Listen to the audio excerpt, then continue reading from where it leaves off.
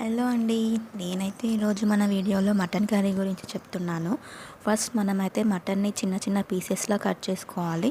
అలా కట్ చేసుకున్నాక కొన్ని ఆనియన్స్ వేసి వాష్ చేసుకోవాలి. ఆనియన్స్ వేయడం వల్ల అయితే నీచు వాసన రాదు. తర్వాత నేనైతే జింజర్ గార్లిక్ పేస్ట్ అయితే రెడీ చేసుకుంటున్నాను.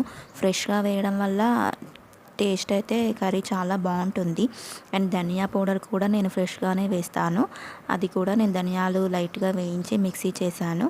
తర్వాత అయితే నేను ఆనియన్స్, గ్రీన్ చిల్లీస్, కరివేపాకు, కొత్తిమీర, పుదీనా అయితే అన్నీ రెడీ చేసి పెట్టుకున్నాను. తర్వాత నేను మసాలాలు కూడా రెడీ చేసుకొని ప్యాన్ పెట్టుకొని స్టవ్ ఆన్ చేసుకొని నేనైతే 3 స్పూన్స్ ఆయిల్ అయితే వేసుకున్నాను. క్వాంటిటీని బట్టి ఆయిల్ వేసుకోండి. నాకైతే 3 స్పూన్స్ ఆయిల్ పట్టింది. తర్వాత నేను సాజీరా యూస్ చేశాను, జీలకర్ర యూస్ చేయను. మటన్ కర్రీలోకి సాజీరా వేస్తే చాలా టేస్టీగా ఉంటుంది. తర్వాత కొంచెం ఇలాచి, లవంగాలు, చెక్క, ఇంకా బిర్యానీ ఆకు కూడా వేయాలి. అవి కొంచెం వేగిన తర్వాత మనం ఆనియన్స్ వేసుకోవాలి. నేనైతే ఆనియన్స్ కొంచెం ఎక్కువనే వేస్తాను. మటన్, చికెన్లో ఆనియన్స్ కొంచెం ఎక్కువ వేస్తే చాలా టేస్టీగా ఉంటుంది. తర్వాత నేను కరివేపాకు వేసాను. కరివేపాకు, ఆనియన్స్ కొంచెం వేగిన తర్వాత అయితే నేను కొంచెం కొత్తిమీర, పుదీనా కూడా పోపులోనే వేసాను. అలా పోపులో వేసుకుంటే చాలా టేస్ట్గా ఉంటుంది. తర్వాత కొంచెం గ్రీన్ చిల్లీస్ కూడా వేసుకున్నాను. ఇవన్నీ వేసుకొని బాగా కలపాలి.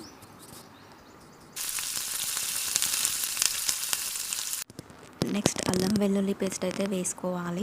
ఆ పేస్ట్ వేసుకున్న తర్వాత పోపులోనే కొంచెం సాల్ట్ కూడా యాడ్ చేసుకుంటే టేస్టీగా ఉంటుంది.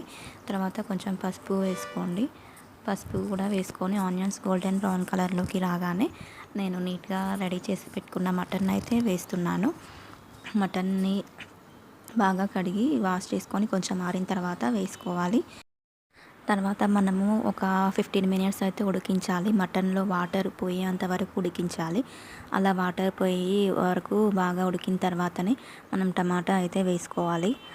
టమాటా వేసుకున్న తర్వాత బాగా మిక్స్ చేసుకోవాలి. కొంచెం మనం టమాటా కూడా వేసి ఉడికిన తర్వాత కూడా కారం వేసుకోవాలి. నేనైతే 4 స్పూన్స్ వేసుకున్నాను. మీరు ఎక్కువ తింటే వేసుకోండి, లేదంటే ఇంకా అది మీ ఇష్టం. మేమైతే కొంచెం ఎక్కువనే తింటాం కాబట్టి 4 వేసుకున్నాను. తర్వాత కారం వేసి కొంచెం అయిన తర్వాత వాటర్ వేసాను. వాటర్ కూడా వేసి కొంచెం ఉడికిన తర్వాత చింతపండు రసం అయితే వేసాను. చింతపండు రసం వేయడం వల్ల కొంచెం టేస్ట్ చాలా బాగుంటుంది. కొంచెం పుల్ల పుల్లగా తినడానికి బాగుంటుంది. గ్రేవీ కూడా వస్తుంది.